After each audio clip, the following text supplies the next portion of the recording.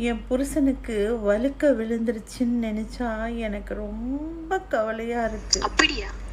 எதிர் வீட்டுக்காரி அவ புருஷனோட தலைமுடிய பிடிச்சி ஆட்டு ஆட்டு ஆட்டுன்னு ஆட்டுறா. அதை பார்த்தா எனக்கு பொறாமையா இருக்கு. இவரை பாருங்க, இவர் பேர் செவ்வாய். 14 கோடி கிலோமீட்டருக்கு அந்த பக்கத்துல இருக்கிறாரு. இவரோட தொழில் கல்யாணத்தை நிறுத்துறது. காரணமே இல்லாமல் உங்கள் கூட சண்டை போட்டாங்கன்னா அவங்கள மன்னிச்சிருங்க. எல்லா பைத்தியமும் மென்டல் ஹாஸ்பிட்டலில் இருக்கணுன்றது அவசியம் இல்லை. சில பைத்தியங்க ஊருக்குள்ளேயும் சுற்றுறாங்க. ஒரு பக்கம் ஊசி போட்டால் நல்லதுன்னு வீடியோ அனுப்புகிறாங்க. சரி, அதை பார்த்துட்டு நம்மளும் ஊசி போடலான்னு நினைக்கும்போது இன்னொரு பக்கத்துலேருந்து ஊசி போட்டால் செத்துருவாங்கன்னு வீடியோ அனுப்புகிறாங்க. நானும் சராசரி மனுஷன்தானே, இது ரெண்டில் எதை நம்புறது? போட்டால் சாகிறதையா, போடாமல் சாகிறதையா, இல்லை பயத்திலே சாகிறதையா? ஒரே ஒரு தாலியை கட்டிட்டு வாழ்க்கையில் என்னெல்லாம் கட்ட வேண்டியது இருக்குது? ஹவுஸ் லோன் கட்டணும், கார் லோன் கட்டணும், பைக் லோன் கட்டணும், பிள்ளைங்களுக்கு ஸ்கூல் ஃபீஸ் கட்டணும், வாட்டர் பில் கட்டணும், எலக்ட்ரிக் பில் கட்டணும். நம்மளை பாடையில் கட்டுற வரைக்கும் நம்ம ஏதாச்சும் ஒன்று கட்டிக்கிட்டே இருக்கணும் போல இருக்கு. நம்ம சொல்கிறத எல்லாத்தையும் தெளிவாக கேட்டுட்டு அதுக்கு நேர் எதிராக செய்கிறது 4 பேருங்க. ஒன்று அந்த கடவுள், 2வது டெய்லர், 3வது நமக்கு வாச்சது, 4வது நமக்கு பிறந்தது. இந்த உலகத்தில் உங்கள் பெஸ்ட் ஃப்ரெண்டு உங்கள் கூட இருக்கிற வரைக்கும் எந்த பிரச்சனையும் கண்டு நீங்கள் பயப்படாதீங்க. ஏன்னா அவங்களோட பெரிய பிரச்சனை உங்களுக்கு வரவே வராது. அடித்தது ஒய்ஃபாக இருந்தால் ரத்தமே வந்தாலும் சத்தம் போட்டு அழுவக்கூடாது. இதுதான் ஒரு உண்மையான ஹஸ்பண்டுக்கு அழகு. ஒய்ஃப் ஹஸ்பண்டோட சண்டை போட்டுட்டு அவங்க அம்மா வீட்டுக்கு போயிட்டாங்களாம். ஹஸ்பண்ட் ஒவ்வொரு நாளும் டெய்லி மாமியார் வீட்டுக்கு கால் பண்ணிக்கிட்டே இருந்தாராம்.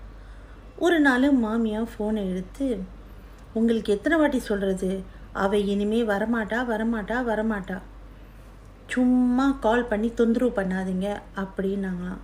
அதுக்கு மருமக சொன்னாராம், அது என்னமோ தெரியல, இதை கேட்க மனசுக்கு அவ்வளோ சந்தோஷமாக இருக்குன்னு. பணம் எங்கேருந்து வருது? காகிதத்திலிருந்து. காகிதம் எங்கேருந்து வருது? மரக்கட்டையிலிருந்து. மரக்கட்டை எங்கேருந்து வருது? மரத்திலிருந்து. இப்போ நீங்கள் சொல்லுங்கள், பணம் எதுலேருந்து வருது? மரத்துலேருந்து தானே வருது. அப்போது இனிமே யாராவது கேட்டால் பணம் என்ன மரத்துலேருந்தா காய்க்குதுன்னா ஆமான்னு சொல்லுங்கள். எம்பட்டு அறிவு பார்த்தீங்களா? அப்போவே எங்கள் அப்பா அம்மா சொன்னாங்க, நீ அழகு மட்டும் இல்லை அறிவாளியும் கூட. சரியாக தான் இருக்குது. என்னதான் மனைவிக்கு களைப்பா சோர்வா மயக்கமாக இருந்தாலும் புருஷங்கிட்ட சண்டை போடும் போது மட்டும் எங்கேருந்து தான் வருமோ இவ்வளோ தெம்புன்னு தெரியல.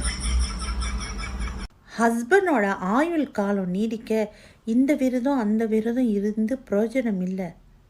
மௌன விரதம் மட்டும் இருந்து பாருங்க, அவர் 100 வருஷத்துக்கு இல்லை 1000 வருஷத்துக்கு நீண்ட ஆயுளோடு இருப்பார். சார், எஸ், கம்ப்யூட்டர் கம்பெனிக்காரன் என்னை ஏமாத்திட்டான். எப்படியாவது நீங்கள் தான் எனக்கு நஷ்ட ஈடு வாங்கி தரணும். ஏன், என்னாச்சு? மை ஃபோட்டோன்னு இருக்குங்க, திறந்து பார்த்தா என் ஃபோட்டோவே அதில் இல்லை. விண்டோன்னு போட்டிருக்கு, திறந்து பார்த்தா காற்றே வரல. மை டாக்குமெண்ட்னு இருக்குது, திறந்து பார்த்தா எங்கள் வீட்டு பத்திர டீட்டெயில்ஸே அதில் இல்லை.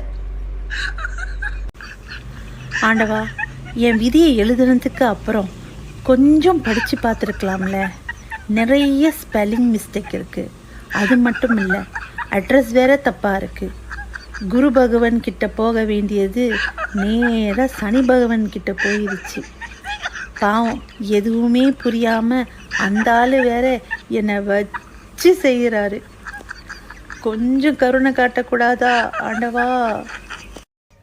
கொரோனாவுக்கு என்னெல்லாம் வீடுங்களில் மருந்து சொல்கிறாங்க. இஞ்சி, பூண்டு, கிராம்பு, பட்டை, சுடு தண்ணி, மஞ்சள், உப்பு, வெங்காயச்சாறு, புதினா, கொத்தமல்லி. இதுக்கு பேசாமல் டெய்லி பிரியாணி சாப்பிடுங்க, கொரோனாவே வராதுன்னு சொல்லியிருக்கலாம். ஃபோனை எடுத்தால் இங்கிலீஷ் தெரியாதவங்க கூட ஹலோ அப்படின்னு சொல்கிறது தான் உலக வழக்கம். கொஞ்சம் கூட டீசன்சியே இல்லாமல் இந்த பொண்டாட்டிங்க மட்டும் எங்கே இருக்கீங்க, எப்போ வருவீங்க அப்படின்னு கேட்குறது